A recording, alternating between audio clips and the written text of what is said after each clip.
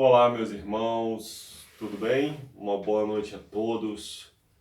É maravilhoso poder estarmos juntos para estudarmos a palavra de Deus. Deus tem muito a nos dizer. Nós estamos vivendo num tempo em que precisamos realmente de consultar a Deus através da oração, da palavra. Devemos levar a mensagem. Eu queria agradecer a Deus pelas pessoas inscritas no canal. Vocês estão contribuindo para o avançamento desta obra, deste ministério que é o Ministério de Cristo.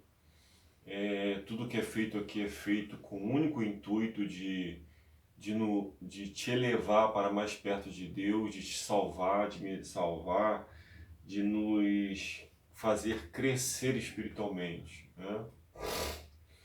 E pedir àqueles que ainda não se inscreveram que entrem no YouTube, digitem Missionário Ricardo Lins e aí você vai ver uma playlist lá de vários vídeos nossos lá. Clique em um deles, se inscrevam, deixe o seu like, ative o sininho e para que você possa receber o conteúdo, todo o conteúdo que é compartilhado aqui nesse canal, né? Vamos orar antes de nós entrarmos na mensagem? Querido e amado Senhor, louvado seja o teu nome. Nós te somos gratos pelo dom da vida, pela manhã, pela noite. Te pedimos que o Senhor fortaleça a nossa fé, santifique a nossa alma. Que o Senhor nos ajude a crescermos espiritualmente. Que o Senhor nos ajude a revelar o seu caráter. Seja nosso professor, Pai.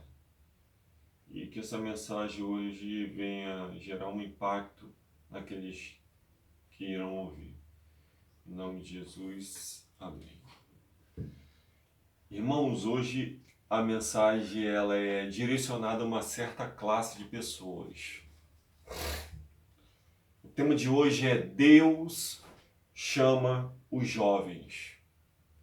Então, meu amigo, meu jovem, minha jovem, a mensagem de hoje é dirigida a você. É claro que quando a gente fala jovem, né? Jovem não é só aquele literalmente que tem 20 anos. Tem muita gente que tem 60 anos, mas tem uma mentalidade de jovem ainda, né? Mas, de fato, Deus está chamando aqueles que realmente são jovens para uma missão. Deus tem um chamado, né? Deus quer que você realmente assuma um compromisso com Ele, de se tornar um missionário para pregar, para finalizar a história terrestre desse mundo. Infelizmente, irmãos, eu queria só dar um leque aqui, fazer um adicional, um contexto aqui antes da gente entrar no assunto, que como a gente vai falar de chamado e Deus está chamando jovens, tem muita gente que olha missionário como pessoas assim, como é que eu poderia dizer, para não usar uma palavra pesada, uma pessoa à toa, uma pessoa que, ou seja, ela trabalha, na verdade, a função do missionário tem vários tipos de missionários, né? Vários chamados. Uns é para trabalhar dentro da igreja e fora da igreja, outros é para trabalharem mais fora da igreja, outros é para viajarem, enfim. Cada um Deus tem um chamado, não é essa questão que eu quero entrar. O que me deixa triste é que o missionário hoje na igreja, ele é olhado e é tido, e é muito triste isso, como uma pessoa que não gosta de trabalhar, como uma pessoa à toa, como uma pessoa que, sabe, não quer nada com a vida. E eu já vi e já ouvi casos e já vi de missionários chegando de carro numa igreja em que as pessoas falam assim, mas como que pode um missionário ter um carro? Irmãos, o maior cargo que existe no mundo é o cargo de missionário. É a maior função, só fica abaixo de Cristo. Então, por que o missionário não pode ter um carro? Por que o missionário não pode ter uma casa? O missionário ele tem que andar o quê? Desleixado, ele tem que andar jogado. Você acha que, pelo fato de eu estar servindo o dono do universo, você acha que ele vai me deixar na mão? Você acha que ele não vai me dar condições? Você acha que ele não vai me dar roupa para eu me vestir? Comida? Irmãos, eu falo uma coisa para vocês, para a honra e glória de Deus. Eu não tenho do que reclamar. Graças a Deus, eu tenho além do que eu mereço. Eu tenho do bom e do melhor dentro da minha casa, para a honra e glória de Deus. Graças a Deus aqui, não tem faltado nada. Tá? Eu tô até relatando isso para a glória de Deus. Eu tenho livros para estudar, eu tenho roupa de qualidade para vestir. Eu vou falar por que eu estou falando tanta questão de falar dessas coisas. Eu tenho sapato bom, de couro para andar. E não é para mostrar para ninguém, não. O que eu quero te mostrar é que um missionário, ele tem condições, pela graça de Deus, de andar como um pastor anda. Porque o mesmo Deus que abençoa o pastor é o Deus que abençoa o missionário. Então, irmãos, cuidado ao falar de um missionário. Pense duas vezes. Porque aqueles que falam de pessoas que estão se sacrificando pela obra de Deus vão ter que dar conta a Deus. Porque tem um anjo que está notando tudo isso. Às vezes as pessoas estão mais preocupadas com aqueles que estão se preocupando em fazer a obra de Deus e estão se esquecendo da vida delas. E na igreja está assim, ó, de gente assim, ó. Entendeu? Que acha que cristianismo é ir para a igreja. É igrejeiro. É aquele que só vai para a igreja, só vive na igreja e acha que vai ser salvo por isso. Se fosse assim, irmão, Nicodemo estava salvo. As virgens loucas estavam salvas. Cristianismo vai muito além de ir para a igreja, de devolver dízimo, de guardar sábado. Não estou falando que isso não tem importância. Estou falando que o cristianismo não se resume a isso só. Isso é um complemento. Tá? O que me salva é o caráter de Cristo, irmãos. Então, vamos lá? Salmista Davi, no Salmo 71, 17, nos diz assim: Tu me tens ensinado, ó Deus, desde a minha mocidade, e até agora tenho anunciado as tuas maravilhas. Olha o que o salmista Davi nos diz. Senhor Deus, o Senhor tem me ensinado. Então, quem nos ensina é Deus. Se você conhece a palavra de Deus, se você tem uma facilidade de mexer com a palavra de Deus, se você é hábil com a palavra, é porque Deus está te ensinando. É porque Deus está me ensinando. Desde a minha mocidade, ele fala. E até agora tenho anunciado as tuas maravilhas. Ou seja, Davi fala, ó, desde a minha juventude, eu tenho sido ensinado pelo Senhor, estou no caminho e estou anunciando as tuas maravilhas. E Davi era jovem quando falou isso aqui. Ou seja, Deus está fazendo um chamado a você, meu jovem, minha jovem. E quando eu falo, me refiro a jovens, eu estou falando tanto os de dentro quanto os de fora. Para os de dentro e para aqueles que estão apenas indo ali, sentando, de braços cruzados, esperando a coisa acontecer. Não, meu amigo, Deus tem um chamado para você. Deus tem um chamado para você, jovem. Deus tem um chamado para a sua vida, meu amigo. Deus tem um chamado para você que não pertence a nenhuma denominação. Deus quer te fazer conhecedor da verdade e quer que você seja um missionário obediente aos mandamentos de Deus e que leve essa mensagem ao mundo. Deus está te chamando. Ricardo, mas Deus está me chamando, mas como é que eu faço? Ore a Deus e pede para Ele lhe mostrar como é que você deve fazer, o que Ele quer para a tua vida, que Ele vai te mostrar. Mas, assim, para eu ser um missionário, eu vou ter que devotar maior parte do meu tempo a Ele. Irmãos, olha só, uma coisa a gente precisa aprender: o justo viverá pela fé. Eu não sei que tipo de chamado Deus vai fazer a você ou está te fazendo. É possível que eu esteja falando até alguém que já esteja sentindo um chamado de Deus. Eu só sei que Deus, Ele é o dono de tudo e Ele pode tudo.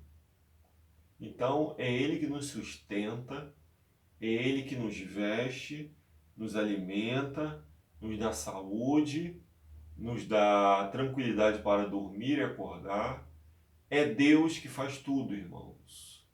Então, eu digo isso por experiência, porque vivi 2 anos no Nordeste pela fé, pregando, palestrando, e graças a Deus nunca me faltou nada. Comia das melhores comidas, e quando eu falo melhor comida, eu não estou falando comida mundana, não. Eu estou falando comida de Deus. Alimento natural, integral, alimento rico em vitaminas e minerais. Eu estou falando de roupas boas, porque às vezes as pessoas têm uma ideia assim, mas missionário, eu vou passar fome, irmão. Como é que eu vou sobreviver? E a pergunta que eu te faço é: como é que Elias sobreviveu no deserto? Como é que João Batista sobreviveu, irmãos? Então, o que é fé? Porque não adianta você estar aí na igreja com a Bíblia na mão e na hora que tem que exercer fé, você fica dando para trás e fica criando muleta, dificuldade, mas não é assim, mas tem que trabalhar, não pode ser assim, isso é extremismo. Irmãos, Deus está chamando jovens. E se Ele está te chamando, Deus, Ele não escolhe os capacitados, Ele capacita os escolhidos. Ele não é Deus que faz as coisas pela metade. E Ele nem é homem para mentir, nem filho do homem para deixar de fazer o que Ele demonstra fazer e que vai fazer. Então, confie em Deus, que Deus tem o melhor para a sua vida.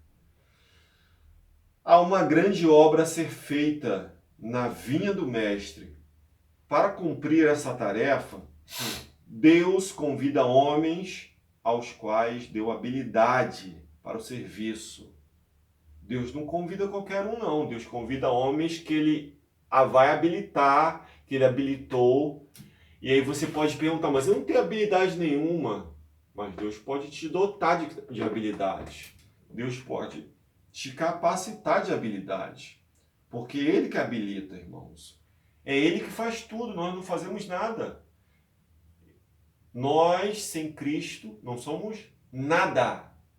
Não podemos dar um passo sem a graça de Cristo. Então Ele convida homens que Ele está disposto a dotar de habilidades para cumprir o seu serviço. Ele nada faz sem a cooperação do homem. Deus poderia fazer, resolver tudo isso aqui num estalar de dedos. Ou poderia falar para os anjos: meus anjos, vão lá, resolvam tudo.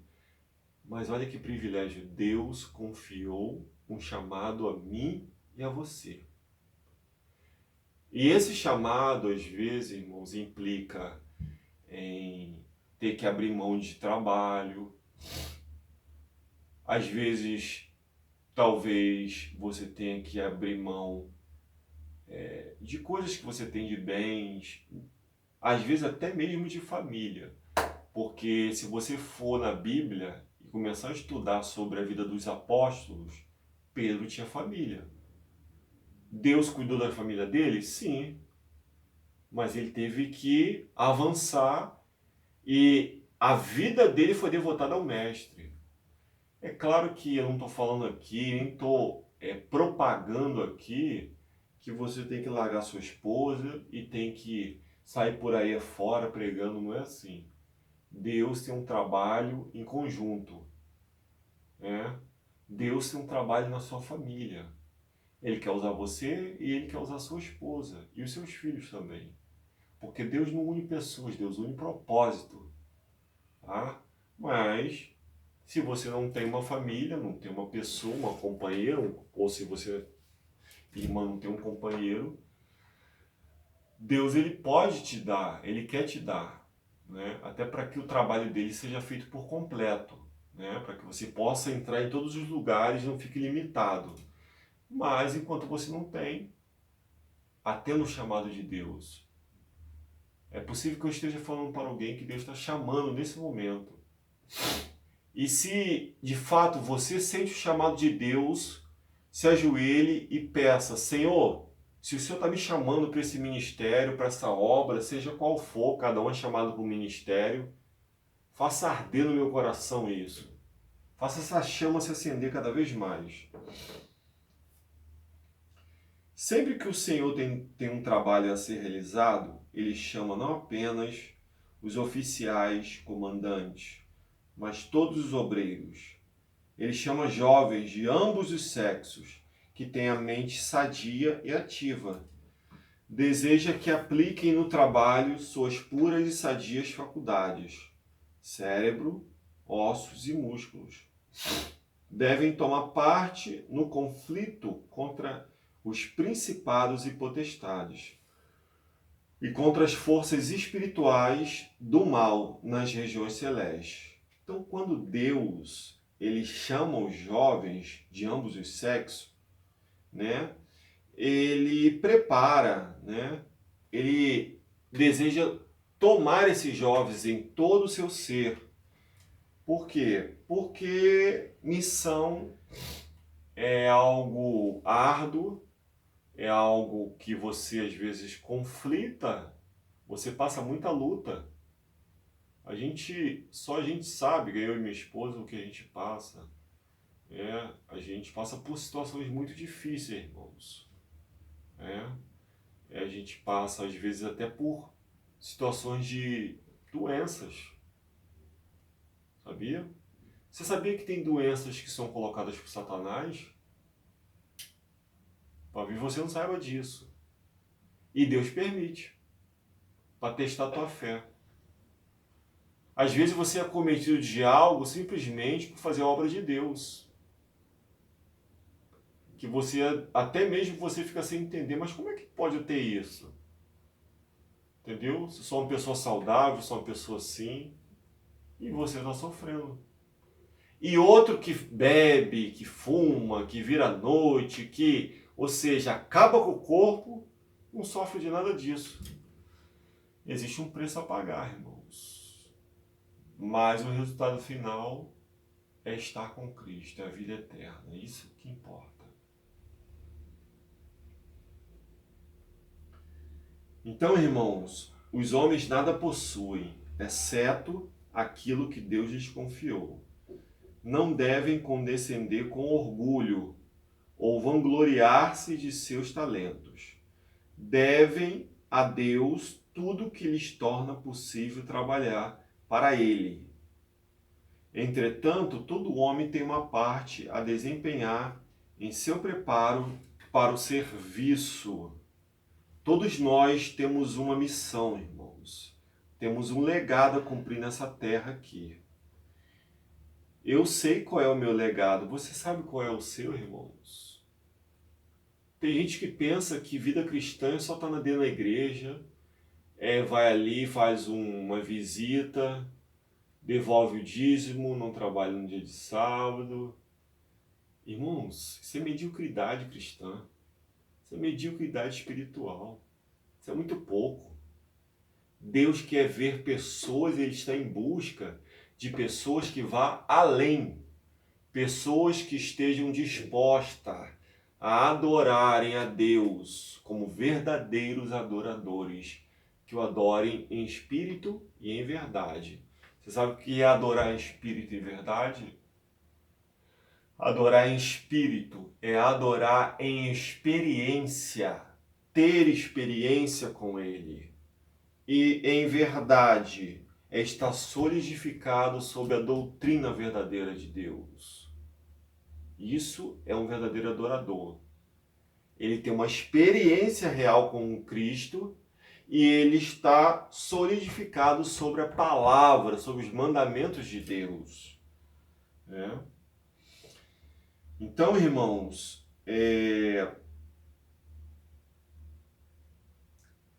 Deus ele não deseja que os jovens que são chamados se vangloriem ou se orgulhem pelos talentos que vão ser dados ou que têm. Devem a Deus tudo que lhes torna possível trabalhar para Ele. Entretanto, todo homem tem uma parte a desempenhar seu preparo para o serviço, por meio de diligente estudo e grande esforço. Ele deve cultivar todas as suas faculdades. Então, nós devemos estudar, ter um diligente estudo da palavra de Deus, do espírito de profecia, da lição, dos comentários bíblicos, né?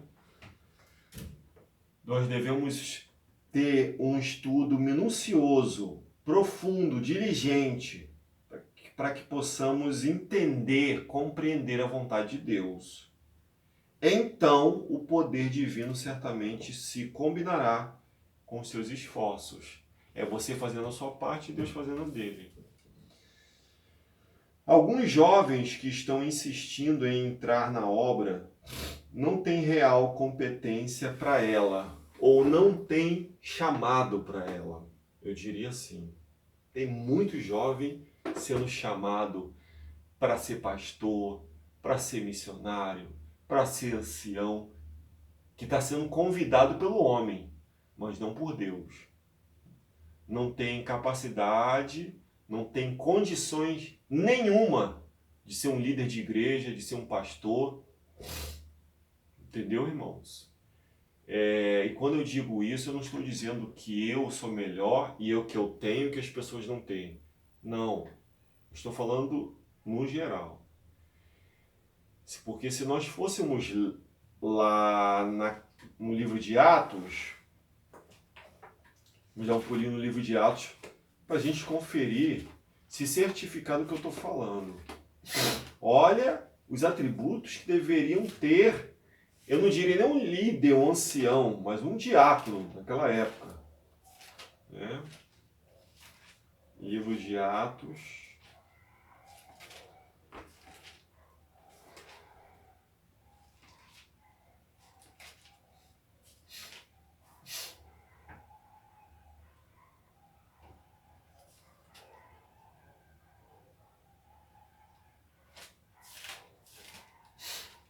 Estamos em João aqui. Vamos lá para o livro de Atos.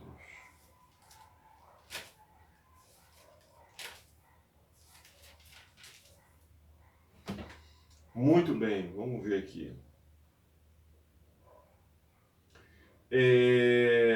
No capítulo 6 de Atos, estava havendo um probleminha que precisava ser resolvido, né? Qual era o problema? O problema é que os irmãos, eles estavam convocando os discípulos, eles estavam contando com a ajuda dos discípulos, né, para estar ajudando aqueles que estavam mais carentes, precisando de ajuda. Só que os discípulos foram chamados e tinham a missão de pregar o evangelho.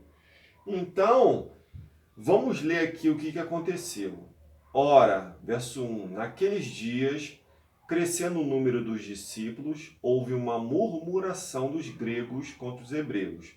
Por quê? Porque suas viúvas eram desprezadas no ministério cotidiano. Então nós vemos uma falta aqui, né? Algo acontecendo que precisava ser resolvido. E os 12, convocando a multidão dos discípulos, disseram: não é razoável que nos deixemos a palavra de Deus e sirvamos as mesas. Ou seja, nós não podemos deixar de pregar a palavra para ficar aqui, que também era algo muito importante, servindo pessoas às mesas. Então vamos fazer o seguinte, vamos fazer aqui uma comissão. Vamos nomear as pessoas aqui para que sejam habilitadas para fazer esse tipo de trabalho, porque nós temos outro trabalho a fazer. E aí, no verso 3 diz assim: escolhei, pois, irmãos dentre vós, 7 homens de boa reputação. Ó, boa reputação. Primeiro passo. Não era qualquer tipo de homem. O homem tinha que ter uma boa reputação. Depois, que fosse cheio do Espírito Santo. Olha as condições. E isso eu estou falando para ser diácono. Imagine para ser um líder. Claro que você pode ser um líder de diácono, mas estou falando um ancião de igreja, né? Um líder maior abaixo do pastor. E de sabedoria, aos quais constituamos sobre este importante negócio. Né? E aí a gente vê que foi escolhido alguns deles. Estevão, que era um homem cheio de fé e do Espírito Santo.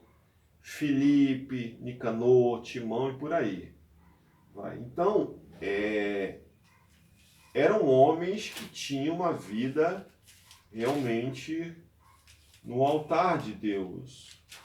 Né? Homens que tinham uma vida consagrada a Deus. Não era qualquer tipo de homem que era escolhido para estar ali. Né? E tinham mais alguns quesitos.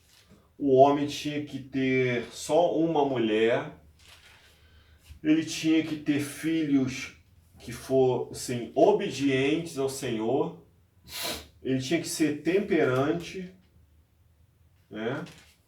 Ele tinha que ter esses atributos, irmãos. Então, por aí a gente vê a importância de se... para assumir a obra de Deus. Né? Esses homens tinham que realmente estar com a vida no altar. Então, o que hoje é diferente, né, irmãos? Porque a gente vê tanta gente aí que não tem chamado, entrando no ministério, sendo chamado e não quer se submeter, né? Ou não deseja se submeter. Então, irmãos, Deus, ele chama jovens, mas que estejam abertos a se consagrarem, a se prepararem para fazerem a sua obra. Alguns jovens que estão insistindo em entrar na obra, como eu já disse, não têm real competência para ela. Não entendem, nem precisam ser ensinados antes de poder ensinar. Salientam o fato de que homens de pouco preparo têm trabalhado com relativo sucesso. Mas se esses homens tiveram êxito, é porque colocaram o coração e a mente na obra. A causa de Deus necessita de homens competentes, homens consagrados, lideranças que a igreja seja o reflexo dessa liderança. Por que hoje nós temos igrejas fracas? Por que hoje nós temos milhares de jovens saindo da igreja?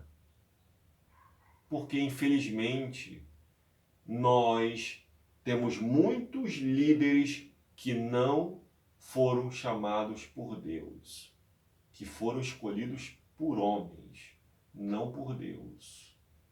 Tá? E aqui eu estou falando de uma maneira geral. Eu não estou jogando piada para fulano ou para alguém. Estou falando de um modo generalizado, em geral. Né? Até mesmo para mim, em primeiro lugar. Porque sempre a gente prega para a gente mesmo. O que é redenção? Redenção é o processo de treinamento para o céu. Esse treinamento representa mais do que o conhecimento obtido nos livros. Não basta só ter conhecimento, irmãos, bíblico. representa conhecimento de Cristo e libertação de ideias, hábitos e práticas obtidos na escola do príncipe das trevas. Olha só que coisa séria. É um processo de treinamento para o céu. E esse treinamento representa mais do que conhecimento obtido nos livros. Representa conhecimento de Cristo e a libertação de ideias, hábitos e práticas obtidos na escola do príncipe das trevas, do mal. Ou seja, uma libertação de tudo aquilo que é mal, ruim, né? É um treinamento para o céu. E esse treinamento vai muito além de somente estudar a Bíblia, que é muito importante. É vida de oração, é vida de renúncia, de abnegação, é vida de pregação, de ser oportunista, de aproveitar oportunidades, né? De estar colocando a verdade na mão das pessoas para que as pessoas tenham acesso a essa verdade, né? A pessoa precisa se libertar de tudo que se opõe à lealdade a Deus. A resistência ao mal precisa ser incentivada. E hoje, irmãos, infelizmente, tem gente que resiste a Deus, mas não resiste ao mal.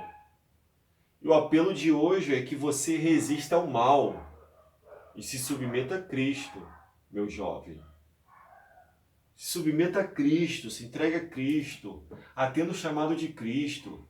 Deixe de ser um jovem que somente vá na igreja, sente ali, ouça uma mensagem. Peça a Deus para te dotar de poder para você ir além, para você realmente ser cabeça e não cauda, para que você possa ser exemplo, para que você possa ser uma influência para outros jovens. Deus a todos dá a oportunidade de desenvolver o caráter nesta vida. Todos podem ocupar o lugar designado em seu grandioso plano. Por que o Senhor aceitou Samuel ainda em tenra idade? Porque seu coração era puro e ele tinha reverência para com Deus. Estamos falando aqui de um adolescente. Por que Deus aceitou uma criança? Porque essa criança tinha temor de Deus, reverência, respeito por ele. Ela foi ensinada, alguém ensinou ela. Quem ensinou? Ana, né? Porque seu coração era puro. Ele foi dado a Deus como oferta consagrada. Foi entregue ao Senhor. E eu queria deixar aqui um recado para os pais, né? Que talvez você que é pai, mãe, esteja pensando assim, mas Ricardo, eu entreguei o meu filho a Deus e o meu filho não está na presença de Deus hoje. Irmãos, mesmo que seu filho seja doutrinado, seja orientado, tenha uma vida ali baseada na Bíblia, no que o Espírito de Profecia diz,